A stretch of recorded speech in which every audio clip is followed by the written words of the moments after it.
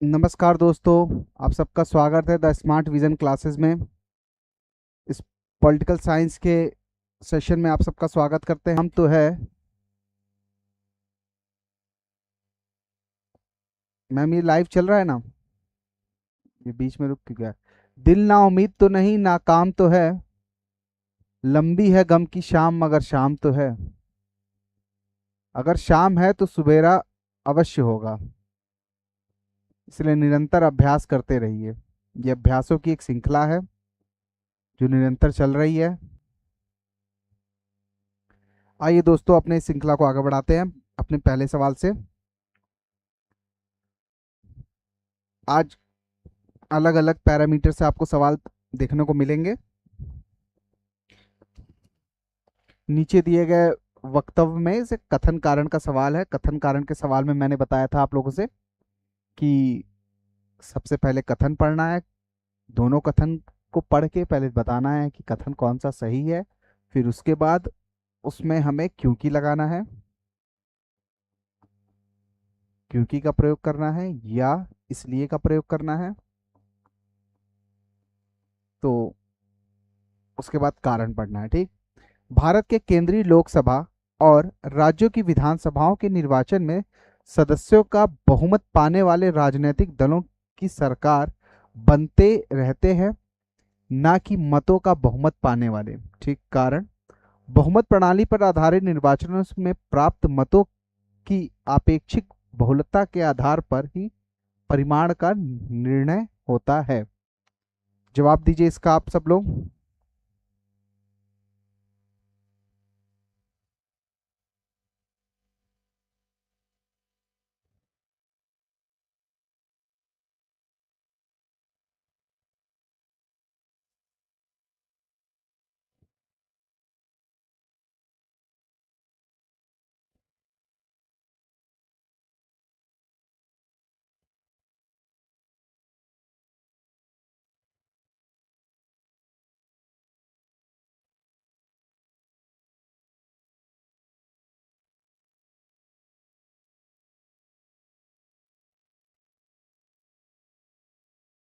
बताइए। देखिए क्या कह रहा है। भारत के केंद्रीय लोकसभा, ठीक है, मतलब केंद्रीय लोकसभा मतलब यहाँ पे आप संघ सरकार की बात कीजिए। राज्यों की विधानसभाओं के निर्वाचन में सदस्यों का बहुमत पाने वाले राजनीतिक दल पॉलिटिकल पार्टीजों की सरकार बनाते हैं, ना कि मतों का बहुमत पाने वाले। मतों के बहुमत पाने वाले यही यहीं पे हमारा कॉन्सेप्ट है, ना कि मतों का बहुमत पाने वाले। अभी आपने बिहार में आपने चुनाव हुए, वहां पे जनता दल यूनाइटेड सबसे ज्यादा वोट परसेंटेज की बात करेंगे तो 22.93% वोट वोट शेयर जो है तेजस्वी यादव को मिले। ठीक। और 20%, 5-6% जनता वो हमारे नीतीश कुमार, और 20%, 4-6%, 20-20% के वोट शेयर में हुए थे। सबसे ज्यादा वोट शेयर, मतों के बहुमत से सरकार नहीं बनती है, सीटों के बहुमत से सरकार बनती है। मतलब ये बात भी सही है, ना कि मतों के बहुमत से। ये बात हमारी सही है। ठीक। बहुमत प्रणाली पे आधारित निर्वाचनों में प्राप्त मतों की अपेक्षित बहुलता के आधार पे परिणाम का निर्णय होता है। मतलब यहाँ पे कहने का तात्पर्य इसका यह है कि बहुलता के आधार पे कि किसकी संख्या ज्यादा है, किसने अपने अपने उस क्षेत्र में, उस राज्य में सीट ज्यादा पाई है, उसके आधार पे चुनाव का निर्णय विजेता पक्ष के पक्ष में जाता है। तो ये क्या कहता है, कारण भी सही है, ये भी सही है, और क्योंकि ये इसकी व्याख्या कर रहा है, बता रहा है कि अपेक्षित बहुलता के आधार, रिलेटिव, किसी ने अगर अधिक सीटें पा गई तो उसी के आधार पे वो सीटों का बंटवारा होगा, और वो जो जो कुल मत संख्या जिसकी अधिक होगी वो जीत जाएगा। तो ये इसकी सही व्याख्या करता है। ठीक। निम्नलिखित में से कौन सा राष्ट्रीय राजनीतिक दल हैं? राष्ट्रीय राजनीतिक दल हैं। ये बताइए, मुस्लिम लीग का कोई संबंध है? नहीं है। Revolutionary Socialist Party, Revolutionary Socialist Party, Akhil Bharatiya Forward block, ये सारी चीजें क्या हैं? ये सब आजादी से पहले के भारत में, आजादी से पहले भारत में सक्रिय रूप से कारगर थे, सक्रिय थे। वर्तमान में कोई नहीं है। ठीक। कामराज योजना का उद्देश्य था, कामराज योजना का उद्देश्य था, कामराज योजना का उद्देश्य था। आप लोग अपने जवाब दीजिए।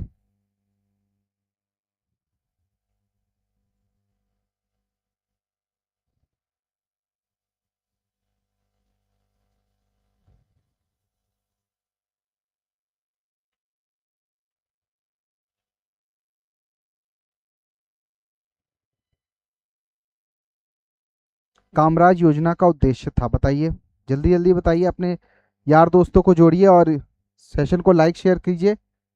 जवाब, कामराज योजना का उद्देश्य था,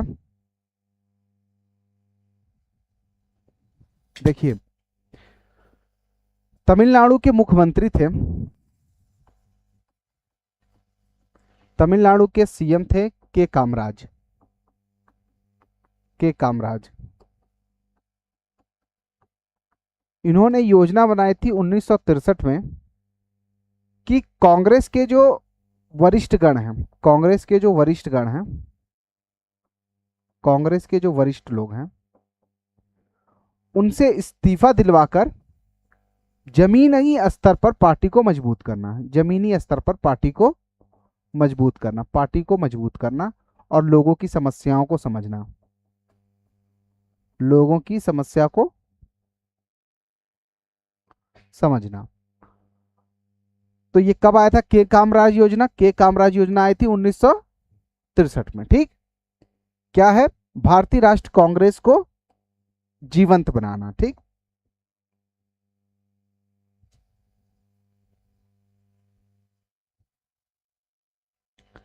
अगला, भारतीय जनता पार्टी के गठन के पश्चात इसके प्रथम अध्यक्ष कौन थे? भारतीय जनता पार्टी के प्रथम अध्यक्ष कौन थे? 4 नंबर। ये सवाल तो आप सभी लोग बता लेंगे। हमारे वाजपेयी जी थे। ठीक। नीचे दिए गए वक्तों में कौन कथन कारण का सवाल है? फिर से बताना कथन कारण, पहले दोनों को पढ़ना है हमें। संसद और राज्य विधानमंडलों में महिलाओं के लिए 33% सीटों के आरक्षण के लिए संविधान संशोधन की आवश्यकता नहीं है। ठीक। संविधान संशोधन की आवश्यकता नहीं है कह रहा है। ठीक है। चुनाव लड़ने वाले राजनीतिक दल बिना किसी संविधान संशोधन के किसी जितनी सीटों पर वह चुनाव लड़ रहे हैं उसके 33% को महिलाओं के लिए नियत कर सकते हैं। बताइए इसका जवाब। अभी आपने देखिए, ये सवाल जो है इतना गजब सवाल है। ये सवाल आया था सन 2000 के आसपास, ये सवाल किसी एग्जाम में आया था, यूपीएससी में शायद आया था, लेकिन इसकी रिलीवेंसी आज ज्यादा है। इस सवाल की रिलीवेंसी आज ज्यादा है। इसमें देखिए क्या कह रहा है, कितना अच्छा कॉन्सेप्ट है।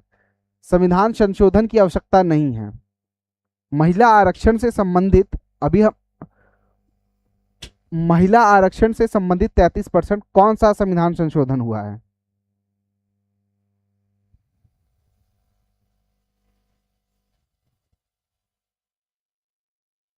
डी ऑप्शन कह रहे हैं कई लोग। हाँ ठीक है। इसमें महिला आरक्षण से संबंधित हमारे पास कौन सा संविधान संशोधन हुआ है? 106वां संविधान संशोधन। कब हुआ? 2023 में, कि महिलाओं को 33% आरक्षण की आवश्यकता हुई। तो संविधान संशोधन, ये बात हमारी संविधान संशोधन की आवश्यकता है। तो पहला गलत हो गया, तो पहला गलत में एक ही चीज आ रही है। और आर सही है, ये सही है। चुनाव लड़ने के लिए राजनीति बिना किसी संविधान संशोधन की जितनी सीटों पे हो सके उतनी सीटों पे को महिलाओं को दिया जा सकता है। जैसे बिहार चुनाव में 25 से 30% सीटें महिलाओं को दी गई। ठीक, तो डी हमारा सही होगा।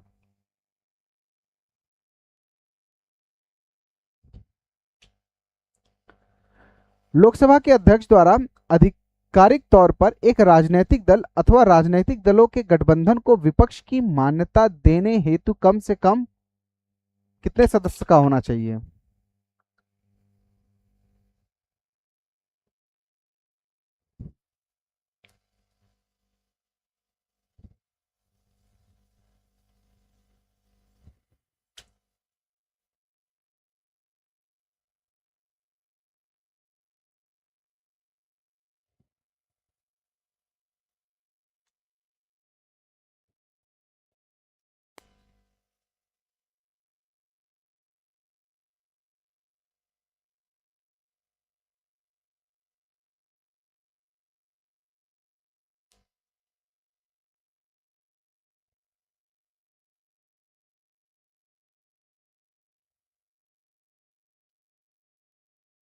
कितने का जवाब आ रहा है? देखिए, हमें पता है कम से कम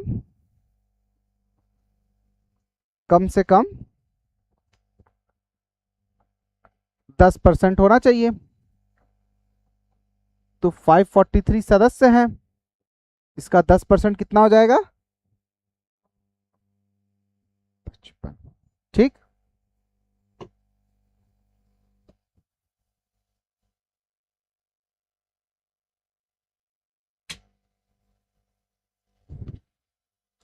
कहाँ गए सर? आप लोग के लिए हट जाता हूं मैं किनारे कि आप लोग क्वेश्चन का आंसर अच्छे से पढ़ सकें। कथन कारण, भारतीय जनता भारतीय जनता पार्टी के नेतृत्व वाली साझा सरकार के अधिशासन के लिए राष्ट्रीय एजेंडे में कुछ नीति निर्देशक, कुछ वादे, कुछ मार्गदर्शन सिद्धांत सहित है। ठीक है, कारण क्या कह रहा है? वह बहुत सी चीजों में वृहद स्तर में चर्चा करता है। बताइए इस सवाल को।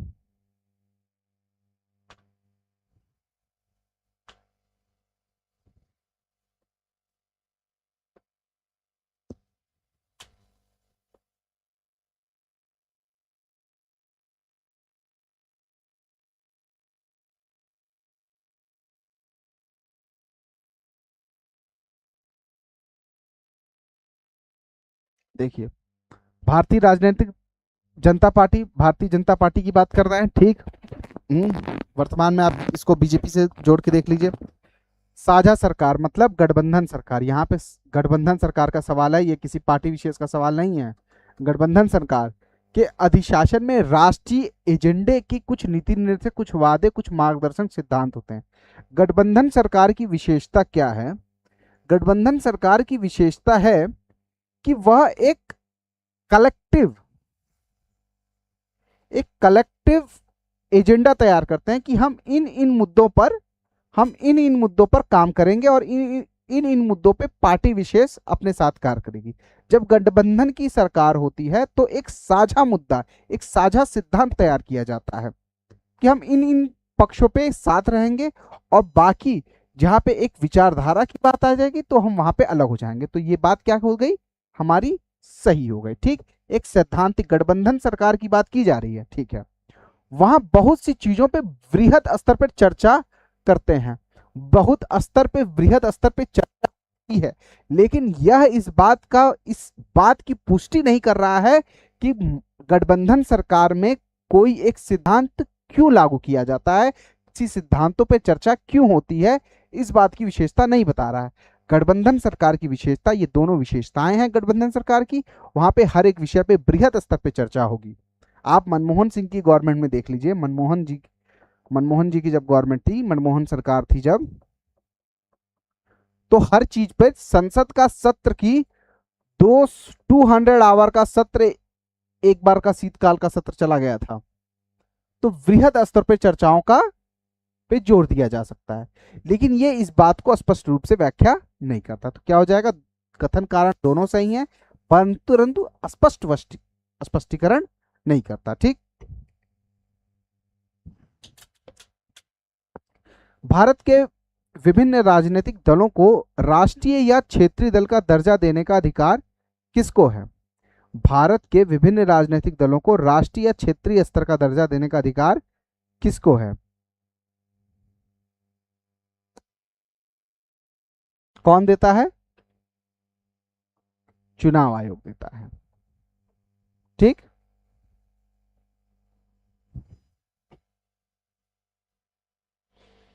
भारत में कोई भी राजनीतिक दल राष्ट्रीय दल के रूप में मान्यता प्राप्त कर सकता है यदि वह राज्य स्तर पर दल था कम से कम।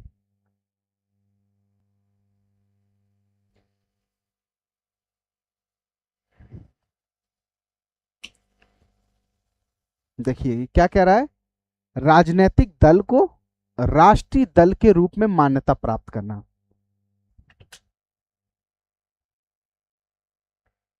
किसी भी राजनीतिक दल को राष्ट्रीय दल के रूप में मान्यता प्राप्त करने के क्या क्या पैरामीटर्स हैं?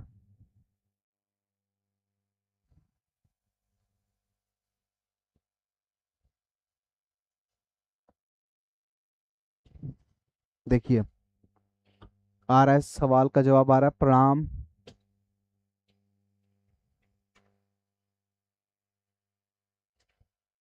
सबको गुड मॉर्निंग। ठीक, अब देखिए राजनीतिक दल प्राप्त करने के लिए हमारे पास 4 पैरामीटर है। पहला क्या है? पहला है 6%। ठीक, दूसरा क्या है? 3% बी कहा जा रहा है। ठीक, 3% मत, 3 या 3 राज्यों से अधिक। चौथा क्या है? चौथा क्या है? चौथा ये कह रहा है 4 सीटें प्राप्त हो अलग अलग राज्यों में। 4 सीटें प्राप्त हो 4 अलग अलग राज्यों में, 4 सीटें। ये अधिक की बात है, अधिक की बात है 4 राज्यों में। ठीक,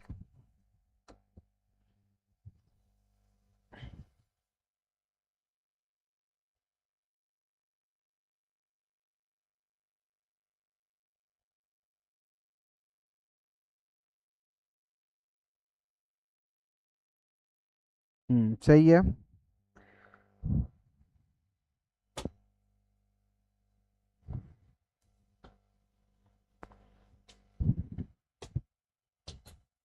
बताइए अगला, बताइए भारत के राजनीतिक दलों के संदर्भ में निम्नलिखित कथनों में से कौन सा कथन सही है? ठीक, अब बताना है हमें क्या है। जनप्रतिनिधि अधिनियम 1951 राजनीतिक दलों के पंजीकरण का प्रावधान करता है। हाँ भाई, प्रावधान करता है। राजनीतिक दलों का पंजीकरण निर्वाचन आयोग करता है, ये बात भी सही है। राष्ट्रीय स्तर पर राजनीतिक दल वह था जिसे 4 या 4 से अधिक राज्यों में मान्यता प्राप्त हो, ये बात भी इससे पहले हमने देखी। 1999 के आम चुनाव में निर्वाचन आयोग द्वारा मान्यता प्राप्त 6 राष्ट्रीय और 48 राज्य स्तरीय दल थे। निम्नलिखित कथनों में से कौन सा कथन सत्य है, ये बताना है।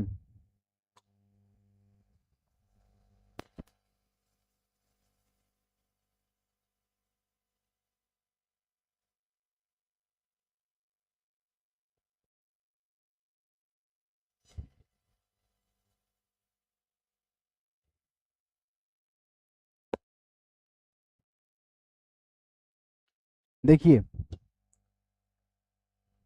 भारत में जो भी राजनीतिक पार्टियां हैं, जितने भी राजनीतिक दल हैं, उनके चुनाव से संबंधित जो भी बातें हैं वो सब भारत ये जनप्रतिनिधि अधिनियम 1951 में बात की गई है। यहाँ पे जो चुनाव से संबंधित जितने भी प्रोटोकॉल हैं कि कौन किसको रिसीव करेगा, एसडीएम की पावर क्या होगी, एसडीएम की पावर क्या होगी, डीएम की पावर क्या होगी, तहसीलदार की पावर क्या होगी, एक लेखपाल की पावर क्या होगी, उस समय उस चुनाव के समय ये सारी बातें इसमें लिखी गई हैं। ठीक है, राजनीतिक दल के पंजीकरण का ये बात तो अभी हमने देख ली, निर्वाचन आयोग करता है, और ये बात भी हमने देख ली। और 1999 के आम चुनाव में निर्वाचन आयोग, अब आप 1999 छोड़ के अगर मैं यहाँ से आपसे ये पूछूं, यहाँ पे लिखा हुआ है 2025 के दिसंबर में, दिसंबर में वर्तमान में कितनी राष्ट्रीय पार्टियां हैं और कितनी राज्य स्तरीय पार्टियां हैं? तो इसका जवाब होगा कि 6 राष्ट्रीय पार्टियां हैं, 6 राष्ट्रीय पार्टी है। ठीक, क्यों? क्योंकि आम आदमी पार्टी भी एक राष्ट्रीय पार्टी की मान्यता उसे भी मिल चुकी है। ठीक है, लेकिन अभी फिर से जब चुनाव आयोग जब इसको फिर से पुनर् समीक्षा इसकी करेगा तो वो फिर से निकल जाएगी। ठीक, और कितनी राज्य स्तरीय पार्टियां कितनी है? राज्य स्तरीय 67 पार्टियां हैं। ठीक, और कुल गैर पंजीकृत पार्टियां कितनी हैं? कुल गैर पंजीकृत, कुल गैर पंजीकृत, कुल गैर पंजीकृत, कुल गैर पंजीकृत पार्टियां कहेंगे तो हमारे पास 2800 से अधिक हैं। ठीक, तो 1 2 3 चारों कथन हमारे सही हैं। ठीक है,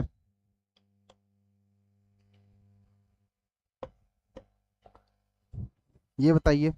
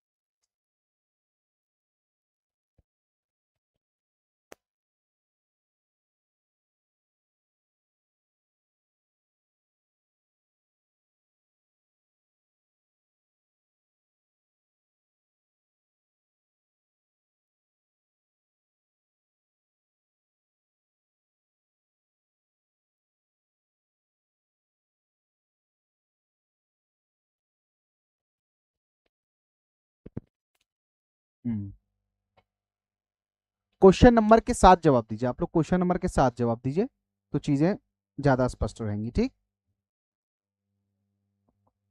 ठीक है। निम्नलिखित कथनों में से कौन से विषय हैं जिन पे कम से कम आधे राज्यों के विधानमंडलों के अनुसमर्थन संवैधानिक संशोधन संभव है? ठीक, आधे राज्यों का समर्थन चाहिए, आधे राज्यों का कम से कम। पहला देखते हैं, राष्ट्रपति का निर्वाचन। हाँ भाई, इसमें अगर बदलाव चाहिए तो हमें इसमें विशेष बहुमत के साथ आधे राज्यों का अनुसमर्थन भी चाहिए। ठीक, संसद में राज्यों का प्रतिनिधित्व, संसद में राज्यों के प्रतिनिधित्व से मतलब क्या कह रहा है? ये यहाँ पे राज्यसभा में जो सीटों का आवंटन राज्य वाइज किया गया है उसकी बात की गई है।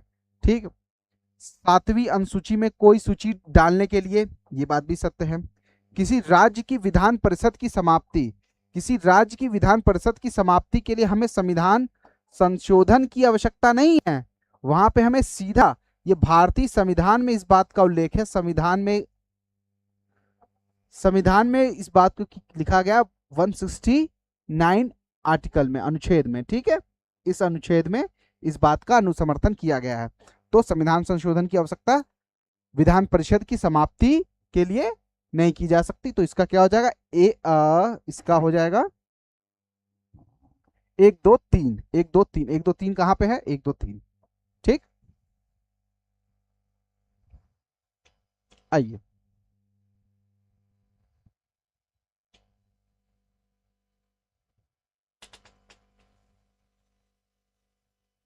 क्वेश्चन ठीक से नहीं समझे। हाँ, इसीलिए तो सवाल देखना है, इसीलिए तो सवाल हमें समझना है। ये सवालों के माध्यम से हमारे सवाल जितने हम करेंगे हमारी इंट्यूशन पावर उतनी ही स्ट्रांग होगी। ठीक, संविधान का प्रथम संविधान का प्रथम संशोधन जो वर्ष 1951 में पारित हुआ निम्न में से किससे संबंधित था?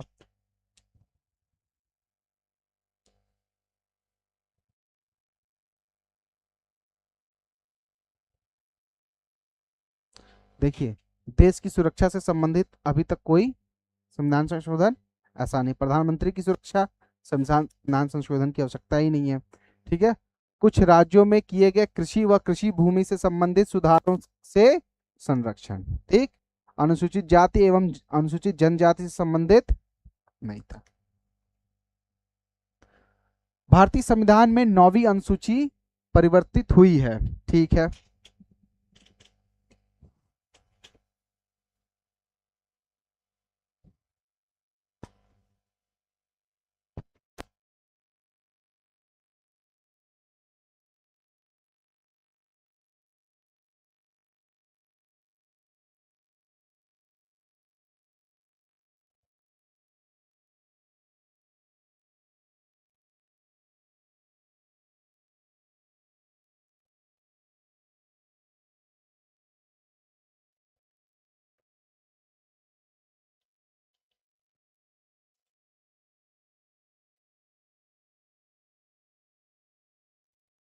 देखिए, भारत का प्रथम संविधान संशोधन 1951।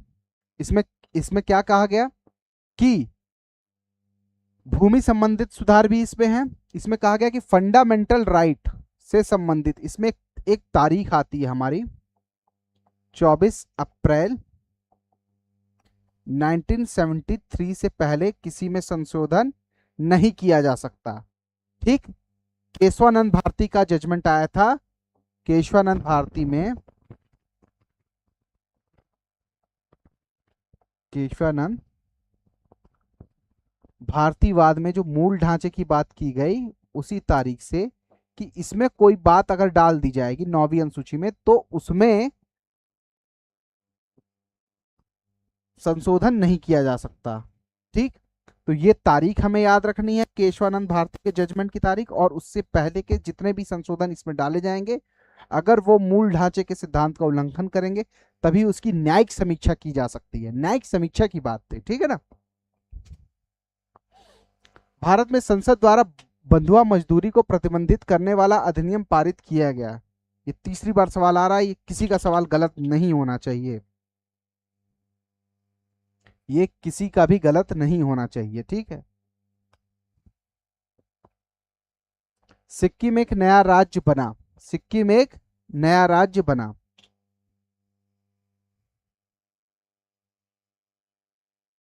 सिक्किम एक नया राज्य बना।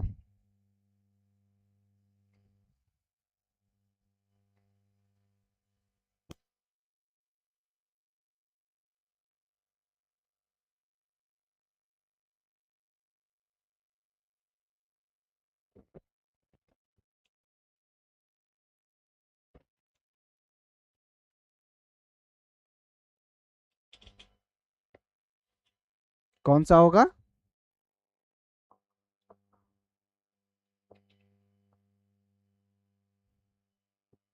ठीक है। 36वां संविधान संशोधन। कौन सा राज्य बना था उस समय? ये 22वां राज्य बना था, पूर्ण राज्य, पूर्ण राज्य।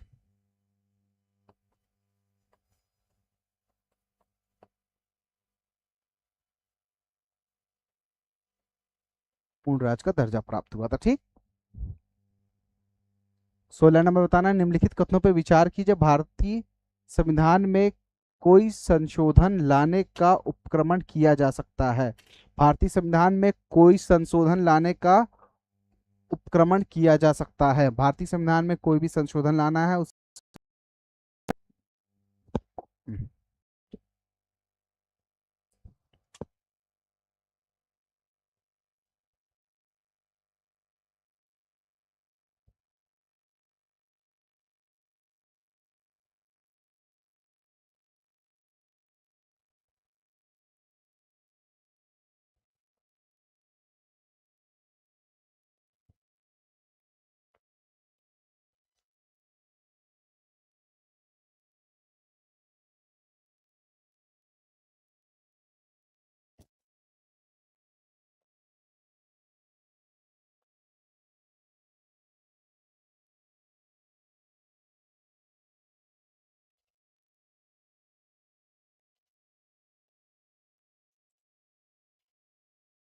बताइए। देखिए, संशोधन लाने के लिए संसद जिम्मेदार है, ठीक है। संसद मतलब हमारी लोकसभा एंड राज्यसभा। वर्तमान में कुल कितनावा संविधान संशोधन हो चुका है? 100वां, 101वां। कोई बताएगा किससे संबंधित है? ठीक, लोकसभा द्वारा, राज्यसभा द्वारा, राज्य विधानमंडल द्वारा नहीं, राष्ट्रपति द्वारा नहीं। ठीक, इसमें एक और दो हो जाएगा, ठीक है। 101वां संविधान संशोधन किससे संबंधित था? जीएसटी से संबंधित था, ठीक है। अगला बताना है, भारतीय संविधान में संशोधन के लिए विधेयक लाया जा सकता है। संविधान में संशोधन के लिए विधेयक लाया जा सकता है। संविधान संशोधन के लिए विधेयक लाया जा सकता है।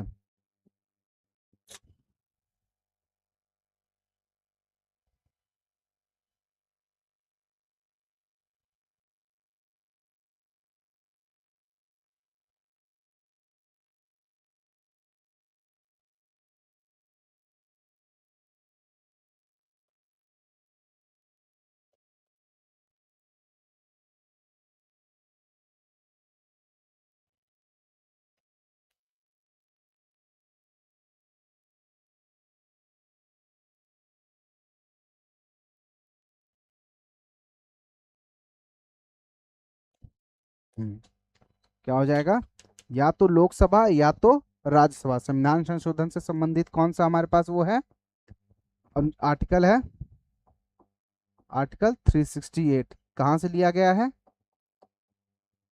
दक्षिण अफ्रीका से लिया गया है, ठीक है ना।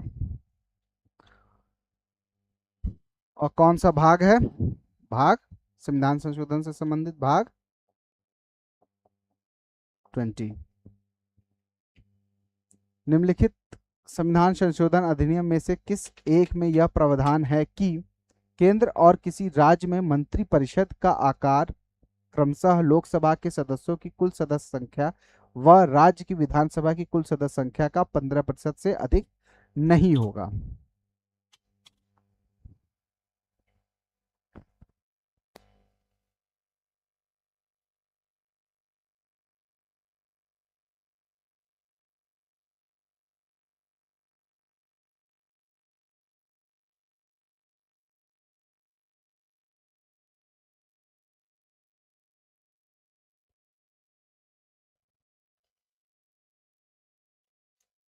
किसी का आ रहा है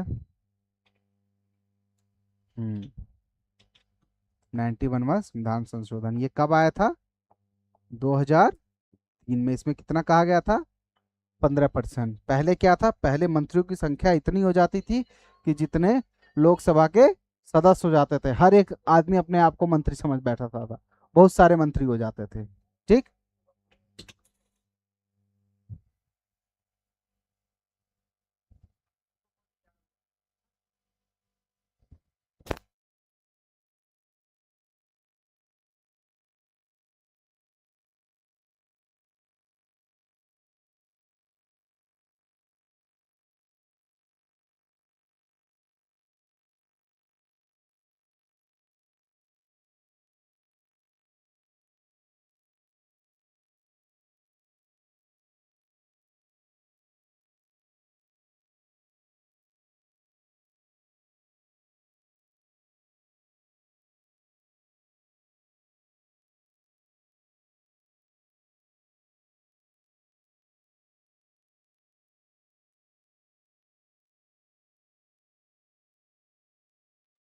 बताइए बताइए, इसका सवाल का जवाब दीजिए, जवाब नहीं आ रहा है।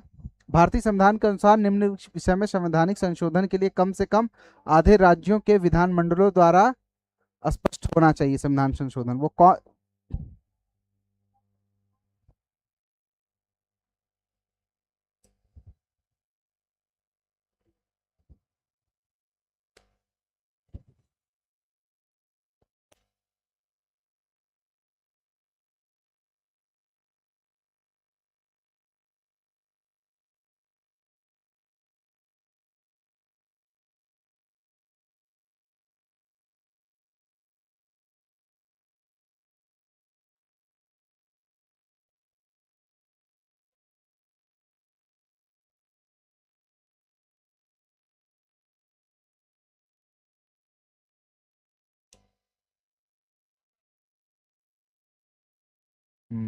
ठीक है। संविधान किया संघीय प्रावधान, संघीय प्रावधान देखिए, जब भी राज्य विधान मंडल, राज्य विधानमंडल से जिस जिस में अनुसमर्थन मांगा जाएगा वो सारी चीजें भारत के फेडरल स्ट्रक्चर से संबंधित होंगी, संघीय से संबंधित होंगी, तभी उनसे मांगा जाएगा, ठीक। राज्यों राज्यों का अनुसमर्थन मांगने का मतलब ये है कि 50% राज्य है, तो भारत का जो संविधान है वह ये कहता है कि संघीय जो स्ट्रक्चर है वो हमारा क्या है, मूल ढांचा है। ये क्या है, हमारा मूल ढांचा है, ठीक। तो पहला हो गया। सर्वोच्च न्यायालय के अधिकार, अब सर्वोच्च न्यायालय का भी अधिकार हमारा अनुसमर्थन के लिए हमें चाहिए। सर्वोच्च न्यायालय के अगर अधिकारों को कम करना चाहे सरकार तो कोई कम ना कर पाए, ठीक। सर थोड़ा फास्ट कीजिए, नहीं नहीं, मैं आप लोग के उत्तर के लिए क्या था, ये भी सही है। संविधान संशोधन की प्रक्रिया, इसमें भी अगर चाहिए तब भी चाहिए। नए राज्यों के निर्माण, ये तो आर्टिकल 2 और 3 की बात हो गई हमारे पास, ठीक। तो इससे परिवर्तन और संबंधित है ही नहीं, तो क्या हो जाएगा, एक हो जाएगा। आप लोग जल्दी जल्दी जवाब दीजिए पढ़कर। ठीक है, कौन सा संवैधानिक संशोधन राज्यों से चुने जाने वाले लोकसभा के सदस्यों की संख्या बढ़ाने से संबंधित है? कौन सा संविधान संशोधन लोकसभा में सदस्यों की संख्या बढ़ाने से संबंधित है?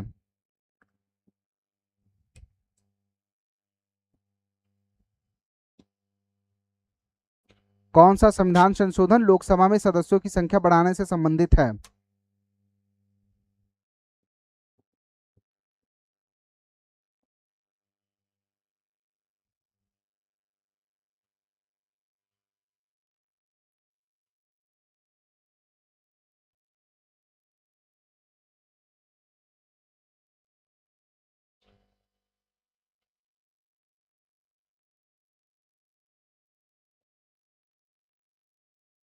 क्या बता रहे हैं आप लोग?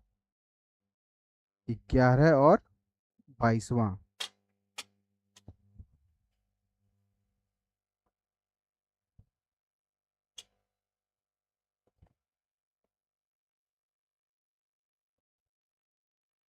नहीं, 21वां है सबसे पहले। 1971 में जब 21वां संविधान संशोधन आया था, और 7वां है। ठीक, अगला बताइए। निम्नलिखित में संविधान संशोधन अधिनियम में से किस एक के अंतर्गत भारत के संविधान की 8वीं अनुसूची में 4 भाषाएं जोड़ी गई? ये च नहीं है, ये यहाँ पे है। 4 भाषाएं जोड़ी गई, जिससे उनकी संख्या कुल मिलाकर 22 हो गई। 21 नंबर बताना है। 4 भाषाएं जोड़ी गई।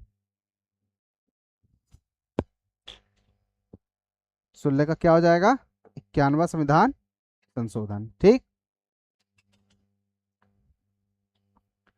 भारतीय संविधान का 69वां संविधान संशोधन किससे संबंधित है?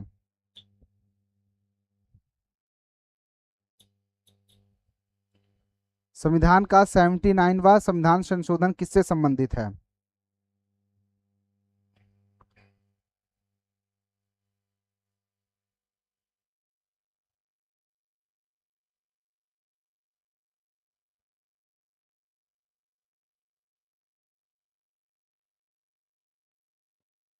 सही है। लोकसभा और राज्य विधानसभाओं में अनुसूचित जाति तथा अनुसूचित जनजातियों के आरक्षण से संबंधित बात की गई थी। ये सबसे पहले इसको इसमें 2 बार संशोधन की, मतलब कि 2 बार संशोधन किया गया। अभी लेटेस्ट संशोधन इसमें हुआ है। ठीक, और फिर एक हमारा 2001 में 2001 में, मतलब कि 10 साल के लिए बढ़ा दिया गया था। इसको हमने 1999 में किया था। फिर 10 वर्ष के लिए जो आरक्षण की जो संख्या है, इसको 10 वर्ष बढ़ाने की बात की गई थी। ठीक, तो इसका क्या हो जाएगा? डी हो जाएगा।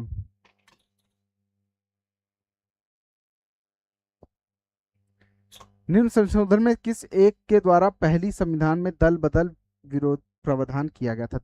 दल बदल विरोध से संबंधित प्रावधान किए गए थे। ये हमारा 92, ये तो सबको पता ही होगा। ठीक, अगला आइए। भारतीय संविधान की आधारभूत संरचना के सिद्धांत का तात्पर्य है? आधारभूत संरचना का के सिद्धांत का तात्पर्य है?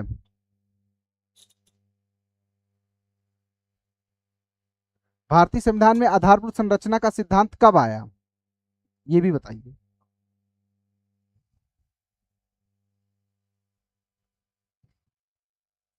आधारभूत संरचना का सिद्धांत कब आया? अभी मैंने बताया था 24 अप्रैल 1973 में, केशवानंद भारती केस में। केशवानंद भारती केस में। ठीक, ये क्या कहता है? संविधान के कुछ लक्षणों ऐसे अनिवार्य हैं जिसका निराकरण नहीं किया जा सकता। निराकरण मतलब निरस्त नहीं किया जाता, निरस्त नहीं किया जा सकता। ठीक है, मूल अधिकारों को ना कम किया जा सकता है, ना ही छीना जा सकता है, छीना जा सकता है। संविधान का संशोधन केवल अनुच्छेद 368 में विहित प्रक्रिया के द्वारा ही किया जा सकता है। नहीं, संविधान में संशोधन उसके प्रक्रिया के अलावा भी साधारण बहुमत से भी कई सारी प्रक्रियाएं होती हैं। ठीक है ना। और संविधान की उद्देशिका में संशोधन नहीं किया जा सकता है, क्योंकि वह संविधान का भाग नहीं है, भाग है। साथ ही साथ संविधान की आत्मा में प्रतिबंधित होती है। ये गलत है, ये गलत है, ए हो जाएगा। ठीक, भारत के संविधान में 44वें संविधान संशोधन द्वारा अधिकारों को मौलिक अधिकार की श्रेणी से हटा दिया गया, मौलिक अधिकार की श्रेणी से हटा दिया गया, मौलिक अधिकार की श्रेणी से हटा दिया गया। बताइए मौलिक अधिकार की श्रेणी से किसको हटा दिया गया? संपत्ति के अधिकार को हटा दिया, संपत्ति का जो अधिकार था 44वां संविधान संशोधन द्वारा इसको हटा दिया गया। केशवानंद भारती केस का महत्व इसीलिए है, केशवानंद भारती केस का महत्व किस लिए है? केशवानंद भारती केस का महत्व किस लिए है? बताना है, जल्दी से बताइए। केशवानंद भारती केस का महत्व किस लिए? केशवानंद भारती केस का महत्व किस लिए है?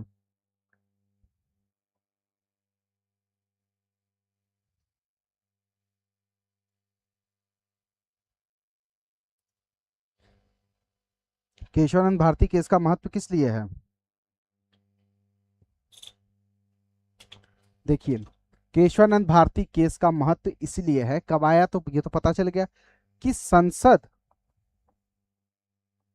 संसद जो संशोधन की जो उसका संशोधन का जो उसका उसकी शक्ति है वह कितनी है, सीमित है कि असीमित है?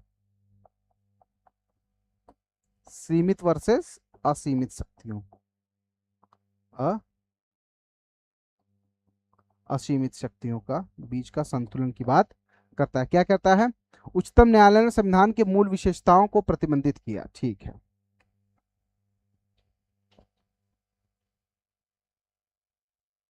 निम्नलिखित में से किस संविधान संशोधन अधिनियम को लघु संविधान संशोधन कहा जाता है? 27 नंबर सवाल बताइए, ये तो किसी का नहीं गलत होगा। हमारा 42वां संविधान संशोधन। ठीक, भारत के संविधान में होने वाले 97 संशोधन का सरकार किस विषय से संबंधित है? 97 संशोधन जो हुआ था वो किससे? 97वां संविधान संशोधन जो हुआ था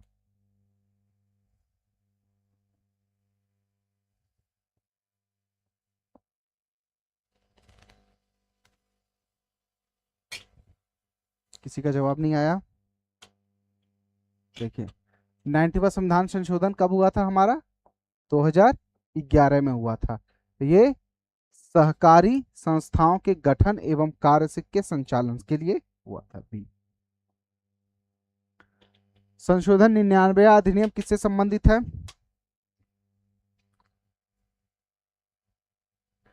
99वां संविधान संशोधन किससे संबंधित है?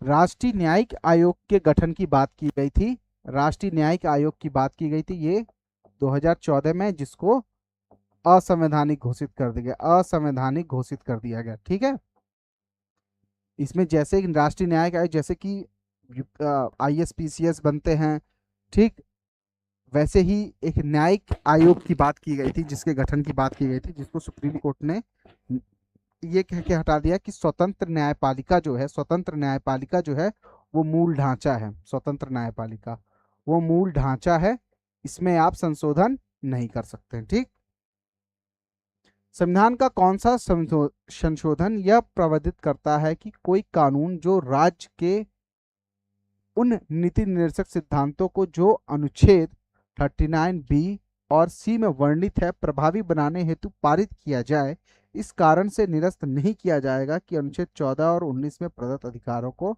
सीमित करता है। 30 नंबर सवाल बताइए।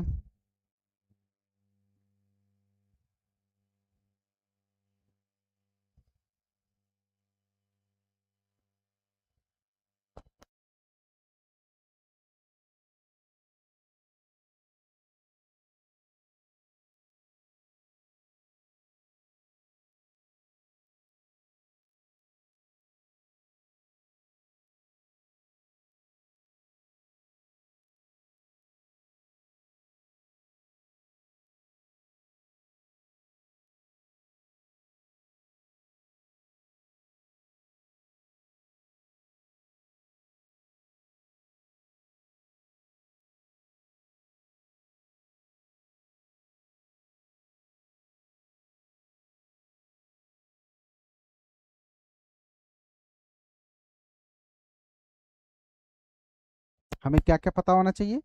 हमें इसमें सबसे पहले पता होना चाहिए 39 बी क्या कहता है और 39 सी क्या करता है। 39 बी हमारा कहता है धन के संकेंद्रण से संबंधित है, कि धन का केंद्रण जो है, जो संपत्ति के जो अधिकार की जो बात की गई है, संपत्ति के अधिकार की जो बात की गई, कि वो इसी से संबंधित है कि धन का जो वितरण है वो समान रूप से होना चाहिए। वितरण जो है वो समान रूप से उसका जो वितरण है वह समान रूप से होना चाहिए। सी में कहा गया है कि उसका संकेंद्रण नहीं होना चाहिए, मतलब केंद्रीकरण नहीं होना चाहिए उसका। मतलब ये नहीं कि एक ही आदमी के पास सारी शक्ति हो। केंद्रीकरण से संबंधित है, केंद्रीकरण से संबंधित है। ठीक, उसके समान वितरण से संबंधित बातें तब बातों को इसमें इसमें कहा गया। ठीक, तो ये किससे संबंधित है? 25वां संविधान संशोधन 1971 से संबंधित है। ठीक है ना, ये बात आप लोग को समझ में आ गई। निम्नलिखित में से किस अधिनियम के द्वारा किसी पार्टी के टिकट पर निर्वाचित सदस्य को दल बदल करने से रोका गया है? दल बदल कानून से संबंधित है, बताइए जल्दी से।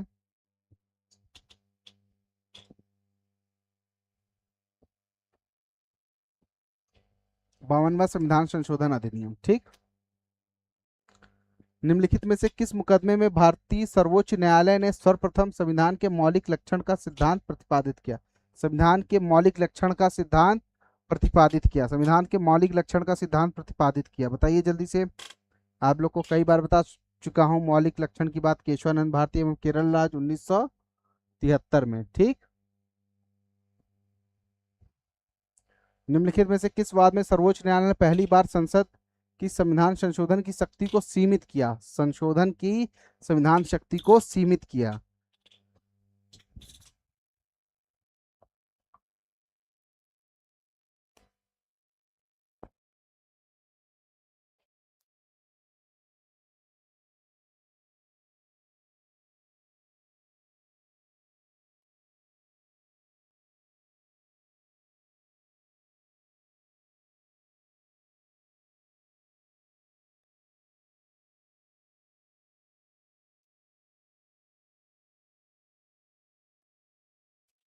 देखिए, पहली बार संसद में संशोधन करने की शक्ति को सीमित किया, ये हमारे गोलकनाथवाद में हुआ, पंजाब राज्य में, जो 1967 में हुआ। इसमें कहा क्या गया?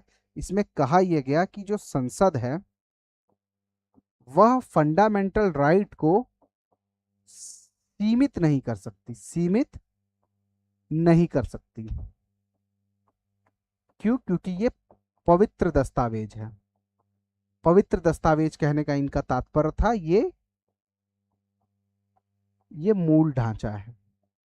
ठीक, आप बढ़ा सकते हैं लेकिन आप सीमित नहीं कर सकते। पहली बार गोलकनाथ बनाम पंजाब राज्य में 1967 में कहा गया। ठीक है, 33 नंबर में आइए, कौन सा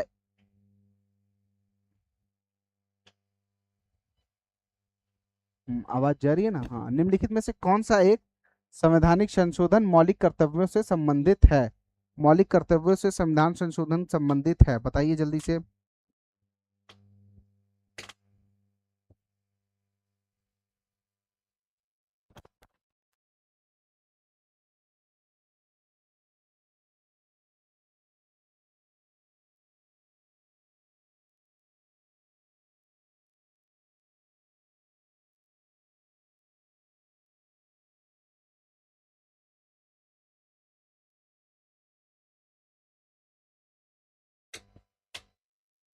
क्या क्या है?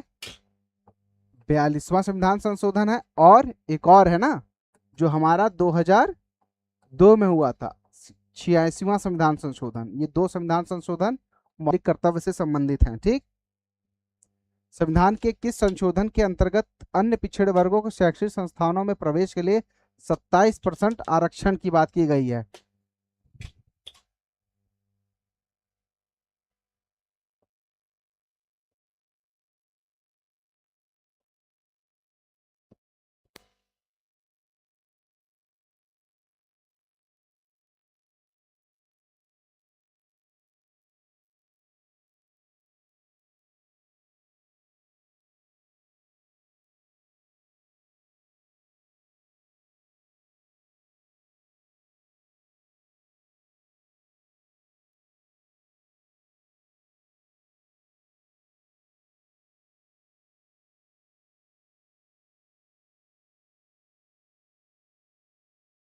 ये किससे संबंधित है? 27% आरक्षण अन्य पिछड़े वर्गों से संबंधित 93वां संविधान संशोधन 2005। इसी के साथ एक चीज और आई, केंद्रीय पिछड़ा वर्ग शिक्षण संस्थान 2005। उन दोनों को साथ मिला के देखने पे 27% आरक्षण वाली बात जो है वो साथ सम्मिलित होती है। ठीक,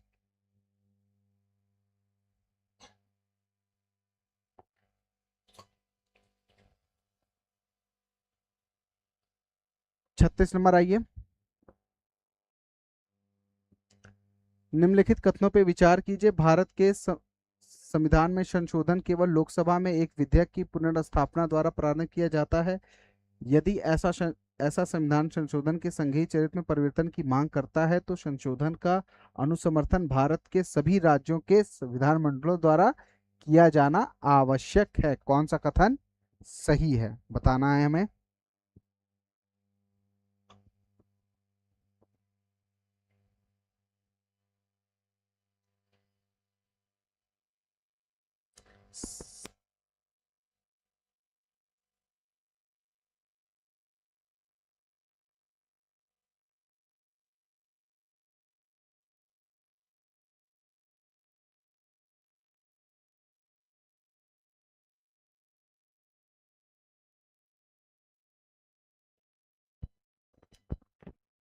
देखिए, भारत के संविधान में संशोधन केवल लोकसभा में एक विधेयक को पुनर्स्थापित द्वारा प्रारंभ किया जा सकता। केवल लोकसभा नहीं होगा, राज्यसभा भी तो होगा, राज्यसभा भी तो होगा।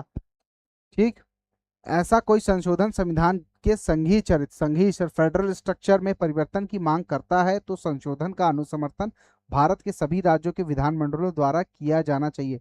सभी राज्यों द्वारा नहीं, आधे राज्यों द्वारा, आधे राज्यों द्वारा, आधे राज्यों द्वारा, आधे से अधिक द्वारा, मतलब विशेष बहुमत प्लस आधे राज्यों का अनुसमर्थन। ठीक, क्या हो जाएगा? ये गलत, ये गलत। ठीक है। संविधान की 8वीं अनुसूची में 71वां संविधान संशोधन अधिनियम 1992 द्वारा कौन सी 3 भाषाएं जोड़ी गई? कौन सी 3 भाषाएं जोड़ी गई? ये बताना है, कौन सी 3 भाषाएं जोड़ी गई, जल्दी बताइए।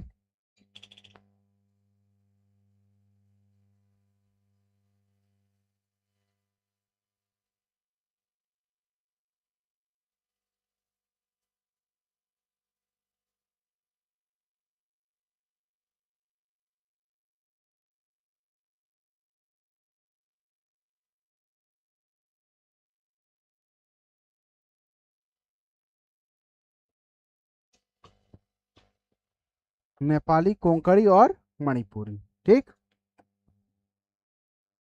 निम्नलिखित में से कौन सी 3 भाषा संविधान की 8वीं अनुसूची में नहीं है? 8वीं अनुसूची में नहीं है। भोजपुरी, 2000 वर्ष बाद ये भी हो जाएगी, 2000 वर्ष बाद। अभी इसको 100 वर्ष ही हुए हैं। ठीक, भारतीय संविधान के अनुच्छेद 344 के तहत प्रथम राजकीय भाषा आयोग का गठन हुआ था। प्रथम राजकीय भाषा आयोग का गठन हुआ था, 39 बताना है। 1955 में बीजी खेर की अध्यक्षता में, खेर आयोग भी कहा जाता है इसको, खेर आयोग भी कहा जाता है। संविधान के किस अनुच्छेद में यह व्यवस्था की गई है कि प्रत्येक राज्य शिक्षा के प्राथमिक स्तर पर मातृभाषा में शिक्षा की प्राय सुविधा की व्यवस्था करने का प्रयास करेगा?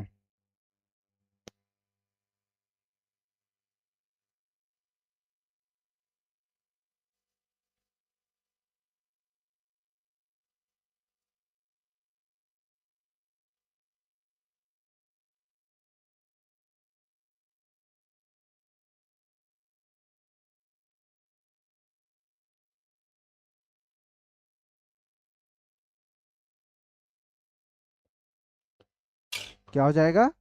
11 का 50 का क।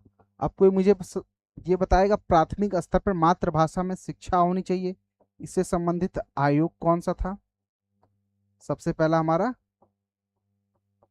कोठारी आयोग था। ठीक, उसके बाद फर्स्ट राष्ट्रीय शिक्षा आयोग था, इसने भी इस बात की पैरवी की थी। ठीक है ना। निम्नलिखित संविधान संशोधन अधिनियम में किस एक के अंतर्गत भारत के संविधान की 8वीं अनुसूची में 4 भाषाएं जोड़ी गई, जिसकी संख्या कुल मिलाकर 22 हो गई। ये सवाल पुनः आ रहा है आपके सामने, ये इस बार तो गलत नहीं होना चाहिए। ठीक। संविधान की 8वीं अनुसूची में 71वां संविधान संशोधन में कौन सी भाषा जोड़ी गई? 71वें संविधान संशोधन द्वारा कौन सी भाषा जोड़ी गई, बताइए जल्दी से। कोंकणी जोड़ी गई। ठीक। कौन सी भाषा बलूचिस्तान की है किंतु भाषा शास्त्र दृष्टि से द्रविड़ परिवार की है?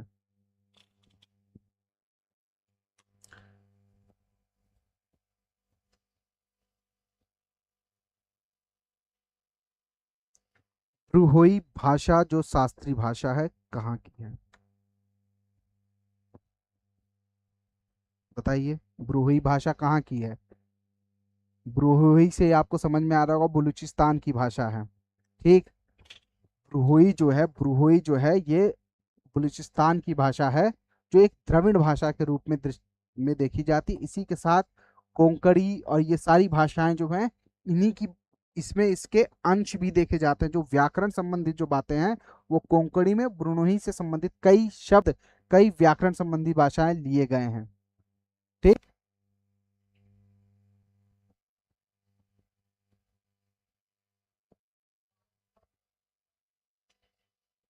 निम्नलिखित विश्व में भाषाओं में किस एक को सर्वाधिक बोलने वाली भाषा कही जाती है? विश्व में सर्वाधिक बोलने जाने वाली भाषा कौन सी है? फ्रांसीसी। भारतीय संविधान के किस अनुच्छेद में राज्य की भाषाएं अपनाने की प्रक्रिया है? राज्य की अपनी भाषा होगी, किस कौन सा संविधान है? राज्य की अपनी भाषा होगी, राष्ट्र की अपनी भाषा होगी, वो तो इसमें कही गई है। राज्य की अपनी भाषा होगी, वो इसमें कही गई है। ठीक। निम्नलिखित भाषाओं पर विचार कीजिए, उपयुक्त में से किसमें सरकार ने श्रेणी क्लासिक भाषाएं घोषित की हैं? ठीक है, 46 नंबर सवाल बताइए। 46 नंबर सवाल, 46 नंबर सवाल बताइए। 46 नंबर सवाल बताइए जल्दी से।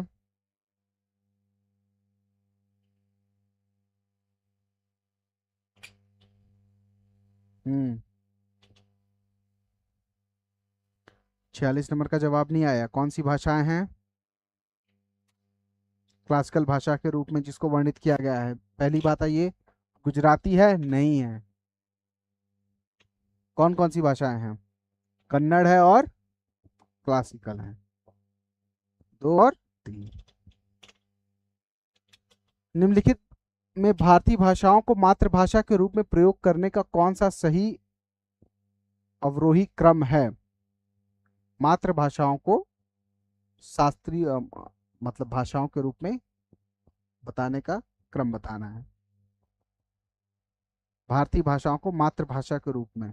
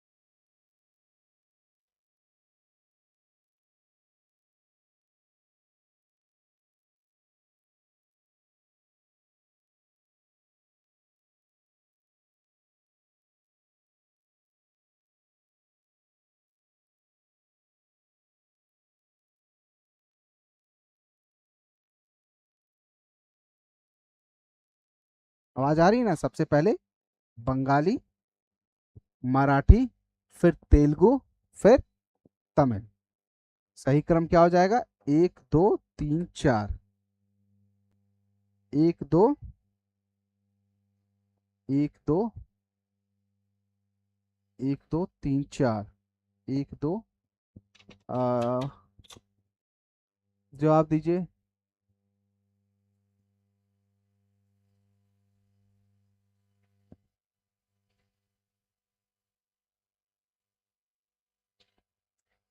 एक दो। मतलब कि ये पहले आ जाएगा, ये पहले, ये पहले, ठीक। हाँ, ठीक है। हाँ प्रदीप, क्लास कर रहे हो, बढ़िया है।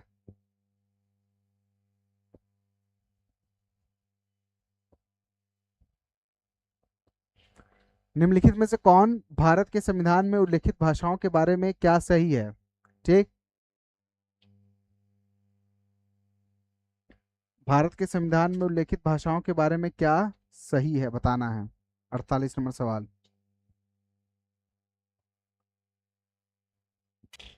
बोडो संविधान की 8वीं अनुसूची में स्वीकृत भाषा है। हिंदी भारत की राष्ट्रीय भाषा, गलत। अंकित अब संविधान में 8वीं अनुसूची में संकित है, नहीं। राजभाषाओं में अल्पसंख्यकों को प्राथमिक विद्यालयों में शिक्षा के माध्यम के रूप में उनकी मातृभाषा चुनने के लिए बाध्य कर सकता, नहीं बाध्य किया जा सकता। अल्पसंख्यक को आर्टिकल 19, आर्टिकल 29 दोनों के तहत क्या विशेष शक्तियां प्राप्त हैं? ये भी गलत हो जाएगा, तो क्या हो जाएगा? डी हो जाएगा, ठीक है। भारतीय संविधान के प्राधिकृत हिंदी पाठ को निम्नलिखित संविधान संशोधन में किसके द्वारा प्रकाशित करने के लिए अधिकृत किया गया है? 49 नंबर बताना है। किसको प्राधिकृत किया गया है हिंदी को पाठ कराने के लिए? में संविधान संशोधन द्वारा, ठीक। कौन सी भाषा संविधान की 8वीं अनुसूची में सम्मिलित नहीं है? कौन सी भाषा सम्मिलित नहीं है? हिंदी है, संस्कृत है, उर्दू। 8वीं अनुसूची में सम्मिलित होने का मतलब आप ऐसे समझ लीजिए कि यूपीएससी में आप जिसमें 8वीं अनुसूची में जो भी भाषा होगी उन सब भाषाओं में आप पेपर लिख सकते हैं, ठीक। लेकिन इंग्लिश को एक विशेष भाषा के रूप में दर्जा दिया गया, इंटरनेशनल लैंग्वेज के रूप में दर्जा दिया गया है, तो इसलिए आप उसमें भी लिख सकते हैं, ठीक। लेकिन वो हमारी क्या है, 8वीं अनुसूची में इंग्लिश शामिल, अंग्रेजी शामिल नहीं है, ठीक है। अब नीचे दिए गए संदर्भों में बताना है कौन सा कथन सही है, कौन सा कथन गलत है।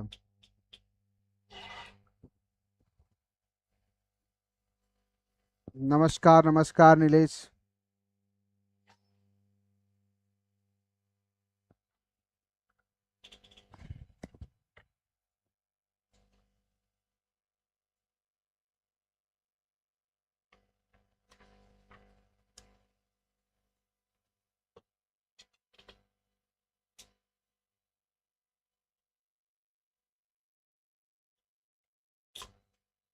देखिए क्या कह रहा है, संसद राज्य विधानमंडल में स्वतंत्र और निष्पक्ष चुनाव कराने की शक्ति एवं स्वतंत्र इकाई अर्थात निर्वाचन आयोग को दी गई है। चुनाव कराने के लिए शक्ति किसको दी गई है? निर्वाचन आयोग को दी गई है, ठीक है। निर्वाचन आयुक्त के पद से हटने का अधिकार कार्यपालिका के पास है। निर्वाचन आयुक्त को पद से हटाने का अधिकार, निर्वाचन आयुक्त को पद से हटाने का अधिकार कार्यपालिका के पास है।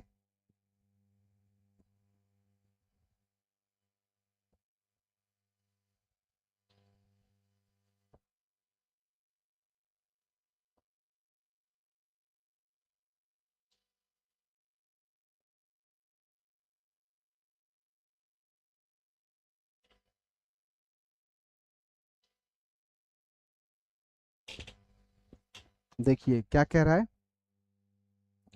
निर्वाचन आयुक्त को पद से हटाने का अधिकार कार्यपालिका के पास है। कार्यपालिका मतलब संसद में कैसे हटेगा ये? संसद में 2/3 बहुमत से, 2/3 बहुमत से, 2/3 बहुमत से, ठीक। जैसे सुप्रीम कोर्ट के मुख्य न्यायाधीश को हटाने की जो प्रक्रिया है वही प्रक्रिया इसमें भी लागू होती है, ठीक है ना। तो क्या क्या कह पहला कथन हमारा क्या कहना है, संसद और राज्य विधानमंडल के निर्वाचन स्वतंत्र एवं निष्पक्ष चुनाव की शक्तियां और निर्वाचन आयोग को दी गई है। हाँ भाई, दी गई है। आयुक्त को पद से हटाने का अधिकार कार्यपालिका के पास है। कार्यपालिका मतलब हमारी एग्जीक्यूटिव गवर्नमेंट को कह रहा है, तो हाँ, एग्जीक्यूटिव गवर्नमेंट को है। ठीक, एग्जीक्यूटिव गवर्नमेंट को हाँ है। दोनों कथन सत्य हैं, लेकिन वो इसकी स्पष्ट व्याख्या नहीं करता है। क्यों नहीं करता है? क्योंकि मैंने यहाँ पे क्या लगाया, क्योंकि लगाया या इसलिए लगाया, इसीलिए ये इसकी व्याख्या नहीं करा। तो क्या हो जाएगा? बी हो जाएगा। ठीक, अगला बताइए।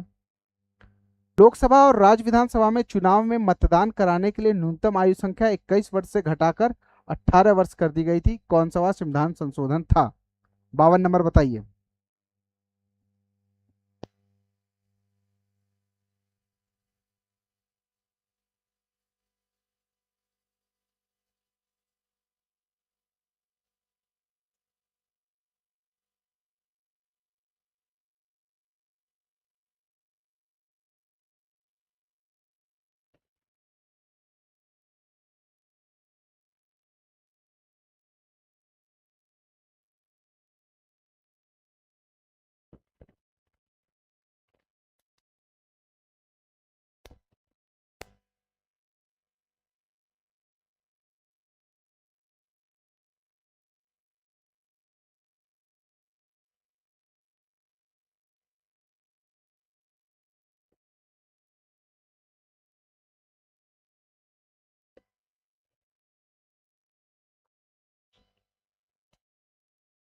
21 वर्ष से घटाकर 18 वर्ष कर दी गई थी। इस समय किनकी गवर्नमेंट थी? इस समय गवर्नमेंट थी राजीव जी की, राजीव गांधी जी की थी। ठीक, इस समय किनकी गवर्नमेंट थी? इस समय भी राजीव गांधी थी। ये कब आया था? 1988 से 89 के बीच आया था। ठीक है ना? ये इसीलिए किया गया था कि जो इन्होंने आईटी क्रांति, जो राजीव गांधी जी लेके आ रहे थे, आईटी क्रांति, इनको उम्मीद थी कि जो युवा वर्ग है वह इससे आकर्षित होगा और इनके वोट परसेंट की जो संभावना है वो बढ़ जाएगी। हाँ हाँ हाँ, सही सही सही बताया आपने, सही बताया। न्यायालय द्वारा अपराधित घोषित किए गए व्यक्ति को चुनाव लड़ने के लिए अयोग्य करार देने का निर्णय किया गया था। अपराधित घोषित करने के लिए, व्यक्ति को चुनाव लड़ने के लिए अयोग्य घोषित करने के लिए न्यायालय द्वारा निर्णय। ठीक,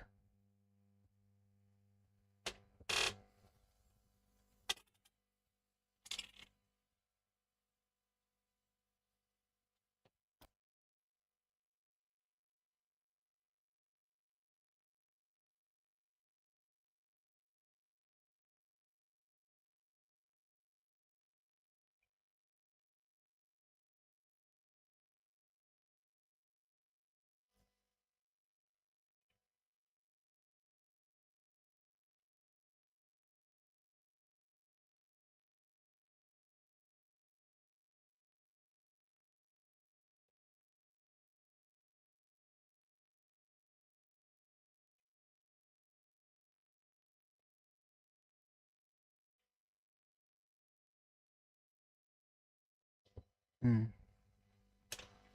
संसद ने में कानून बनाया जो जनप्रतिनिधि अधिनियम, जो हमारा 1951 की जो धारा 8 क्लॉज 3 जो कहता है, उसमें ये कहा गया कि 2 वर्ष से अधिक जिसको भी सजा होगी वह अयोग्य करार देगा। ठीक, इसीलिए लालू प्रसाद यादव जो हैं वो चुनाव नहीं लड़ सके। ठीक, 54।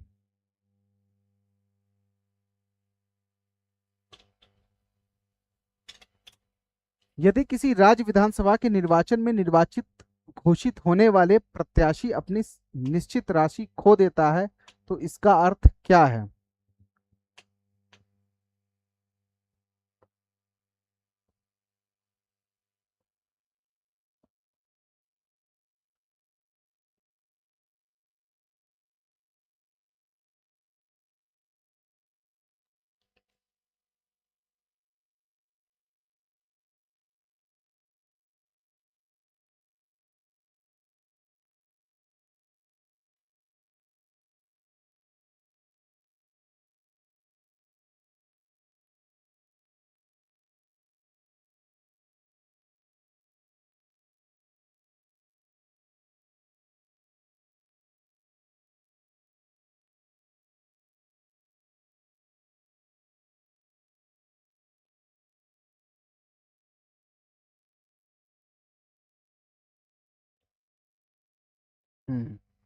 देखिए, किसी राज्य सभा में निर्वाचन में निर्वाचित घोषित होने वाला प्रत्याशी अपनी निश्चित राशि जो 25,000 जो दी जाती है वह खो देता है, तो इसका अर्थ है कि निर्वाचन लड़ने वालों में जो प्रत्याशियों की जो संख्या है, जो प्रत्याशियों की जो संख्या है वह संख्या बहुत अधिक हो चुकी है।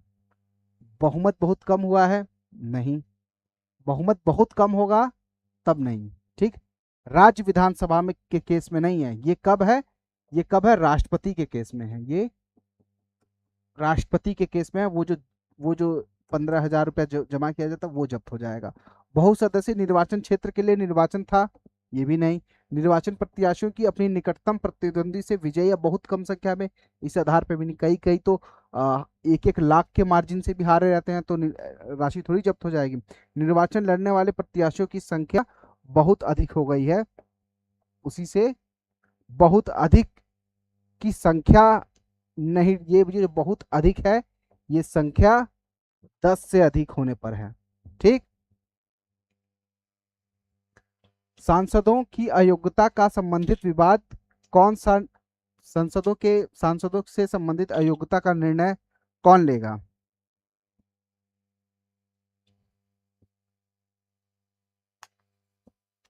देखिए, निर्वाचन आयोग लेगा, राष्ट्रपति के से ये अपनी परामर्श देगा और तब ये इसके बाद लोकसभा स्पीकर को भेजेगा कि इनको भैया वहां से निकालिए। ठीक है ना जी।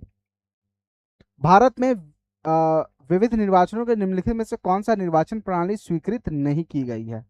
निर्वाचन प्रणाली स्वीकृत नहीं की गई है, सही उत्तर का चुनाव करना है। ठीक, वयस्क मताधिकार के आधार पर प्रत्यक्ष निर्वाचन प्रणाली, वयस्क मताधिकार के आधार पर प्रत्यक्ष निर्वाचन प्रणाली, एकल संक्रमणी मत के द्वारा अनुपातिक प्रतिनिधित्व की प्रणाली, अनुपातिक प्रतिनिधित्व की सूची प्रणाली, अप्रत्यक्ष निर्वाचन की संचयी मतदाता प्रणाली।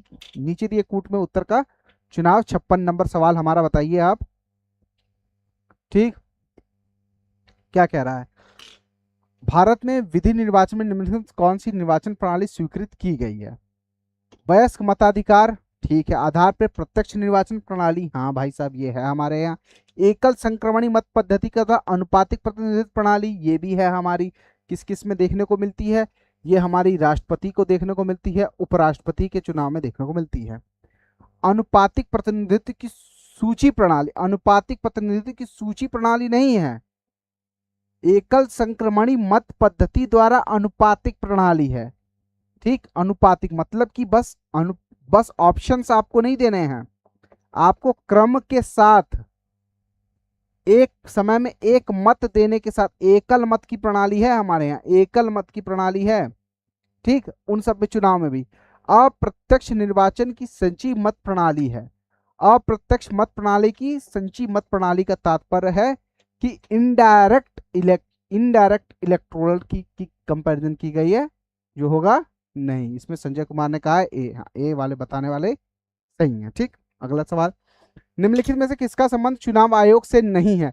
किसका संबंध चुनाव आयोग से नहीं है? बताना है किसका संबंध चुनाव आयोग से नहीं है।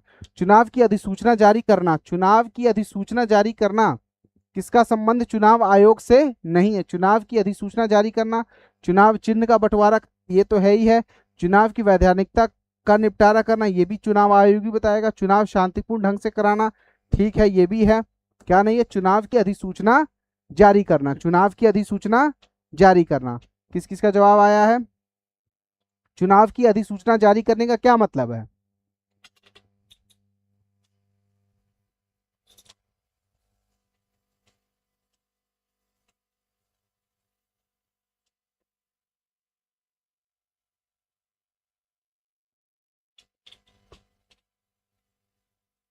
इसका जवाब नहीं आया आप लोग का। चुनाव की अधिसूचना जारी करने का देखिए मतलब क्या है। चुनाव की अधिसूचना जारी करने का मतलब है कि चुनाव को औपचारिक रूप से उसकी घोषित कर देना, उसके संगठन बना देना कि बूथों पे कौन कौन रहेगा, बूथों पे कौन कौन रहेगा, बूथों की संख्या का विभाजन हो जाए, उसकी उसकी संख्या का विभाजन हो जाए। ये सारी चीजें चुनाव आयोग मतलब कि संगठन क्या करेगा, बूथों की संख्या का निर्माण कैसे होगा, ये सारी चीजें, संगठन कैसे कैसे कार्य करेंगे, ये सारी चीजें चुनाव आयोग नहीं करता है। कि बूथ पे बूथ बूथ की बात कौन करेगा, बूथ की बात क्या, राजनीतिक राजनीतिक पार्टियां करेंगी। राजनीतिक पार्टियां उस सूचना, उस संगठन को औपचारिक रूप से कि यहाँ पे कौन रहेगा कौन नहीं रहेगा, अधिसूचना जारी करने की बात ये चुनाव आयोग नहीं करता। बूथों बूथों बूथों पे कौन कौन रहेगा, कितने बूथ पे किस पार्टी के लोग रहेंगे, ये चुनाव आयोग नहीं जारी करेगा। ठीक, तो इससे क्या होगा। लेकिन वर्तमान में इस यही जो चुनाव की अधिसूचना जारी करने की बात की जा रही है, यही किसी पार्टी विशेष में जब हो जाएगा, जब किसी पार्टी विशेष में हो जाएगा तो चुनाव कैप्चरिंग हो जाती है, चुनाव को कैप्चर कर लिया जाता है। वहां पे जो ओपिनियन पोल के आधार पे वहां की संख्या घटाई और बढ़ाई जा सकती है, वो उस अधिसूचना को जारी करने की बात ये कर रहा है। ठीक है, उसकी नोटिफिकेशन और उसकी सारी चीजों को औपचारिक रूप से लाना ये चुनाव आयोग नहीं करेगा कि कौन सा संगठन वहां पे आए कौन सा नहीं आए। ठीक है। राष्ट्रपति का चुनाव निम्न किसके द्वारा संचालित किया जा सकता है। राष्ट्रपति का चुनाव राष्ट्रपति का चुनाव राष्ट्रपति का चुनाव निम्न किसके द्वारा संचालित किया जाता है। कोई भी चुनाव होगा तो किसके द्वारा संचालित किया जाएगा, भारत के चुनाव आयोग द्वारा संचालित किया जाएगा। ठीक है। निम्नलिखित में से कार्यों में कौन सा एक कार्य भारत के निर्वाचन आयोग से संबंधित है। भारत के निर्वाचन आयोग से संबंधित कार्य बताना है, नहीं है बताना ना, नहीं बताना है, नहीं बताना है। निर्वाचन आयोग का कार्य नहीं बताना है हमें। मतदाता सूची तैयार करने का दिशा निर्देश, ये तो भैया चुनाव आयोग का ही काम है, जो अभी SIR की जो बात की जा रही है। ठीक। संसद और प्रत्येक राज्य में विधानमंडल चुनाव का संचालन कराना, ये भी चुनाव आयोग हमारा करता है।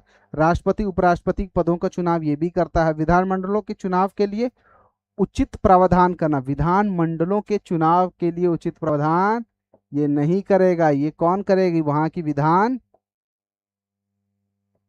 ये विधान सभा, किसके निर्देश में, संसद। ठीक। भारत के निर्वाचन आयोग के कार्य बताने हैं। ठीक है, भारत के निर्वाचन आयोग के कार्य बताने हैं। 1 से 4 में कूट दिए गए हैं, कार्य बताइए, जल्दी से बताइए। भारतीय निर्वाचन आयोग के कार्य बताइए।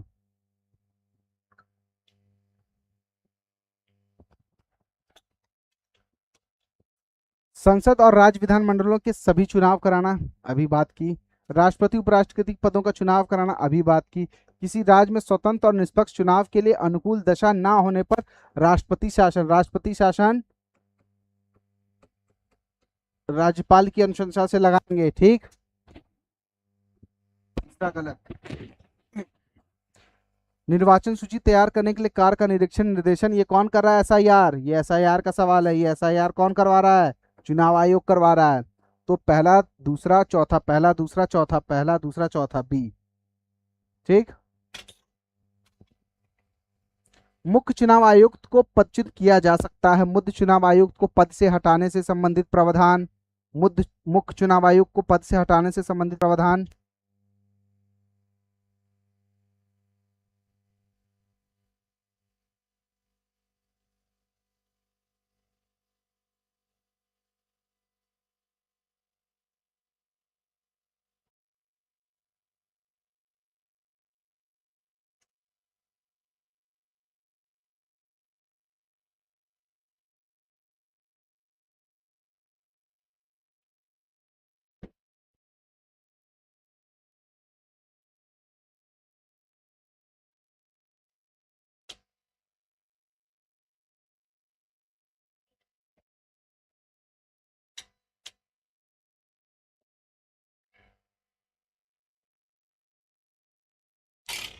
उस प्रक्रिया के द्वारा जिस प्रक्रिया के द्वारा उच्च न्यायालय के न्यायाधीशों पे लागू किया जाए, मतलब कि 2/3 बहुमत से,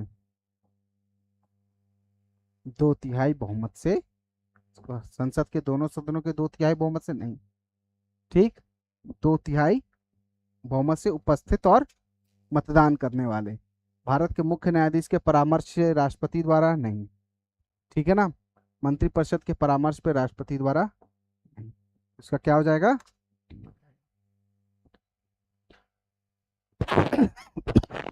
54, अच्छा ठीक है। जितेंद्र आज आप क्लास में लेट आए।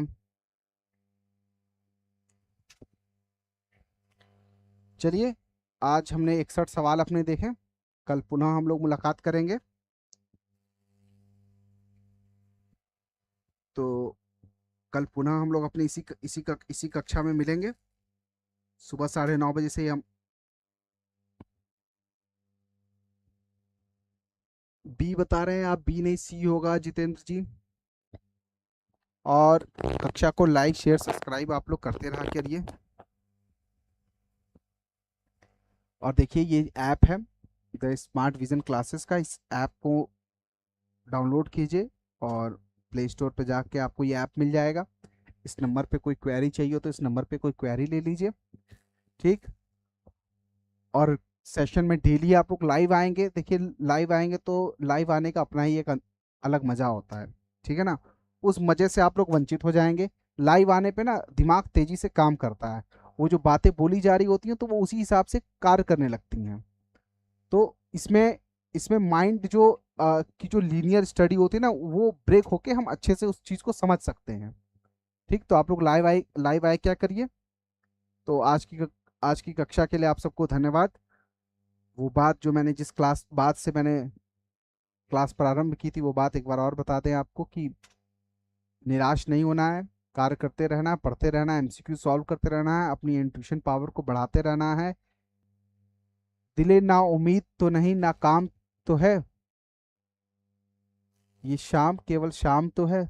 अगर शाम है तो उजाला अवश्य होगा, और उजाला है तो शाम भी होगा। तो कोई भी चीज़ फिक्स नहीं है, ठीक है ना। एवरीथिंग इज मूवेबल, जीवन भी मूवेबल है। और सिलेक्शन और सिलेक्शन ना होना भी, ये भी हमारे हाथ में नहीं, बस कार्य करना हमारे हाथ में, ठीक। आज आप लोग कक्षा में आए, सबके लिए धन्यवाद। कल पुनः मिलते हैं 9:30 बजे, समय पे सब आ जाएंगे। धन्यवाद। मैम क्लास बंद कर दी।